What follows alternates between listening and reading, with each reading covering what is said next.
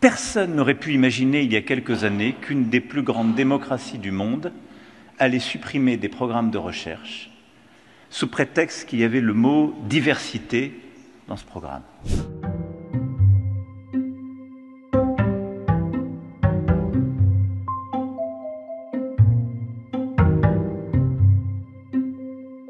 Et au fond, le message est simple, si vous aimez la liberté, venez nous aider à rester libres, à chercher ici, à nous aider à être meilleurs, à investir dans notre avenir.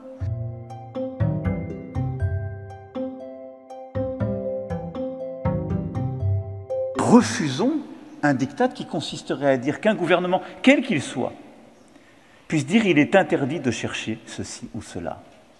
Et qu'il serait interdit de chercher sur la santé des femmes, qu'il serait interdit de chercher sur les cyclones ou le climat.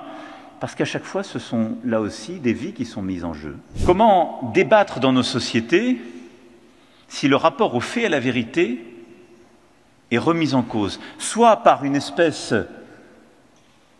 de relativisme absolu, de scepticisme complet, soit au fond, encore une fois, parce qu'il y aurait une vérité révélée, parce que le pouvoir politique d'un moment donné pourrait dire « ceci est vrai, ceci est faux ».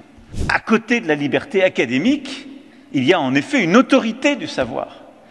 Mais elle est essentielle pour nos démocraties parce qu'elle départit le vrai du faux, elle permet de dire ce qui est un fait, ce qui n'en est pas. Sinon nous nous mettrions à vivre, peut-être y sommes-nous déjà, dans des démocraties liquides où démêler le vrai du faux devient impossible et qui est au fond le lit des complotismes.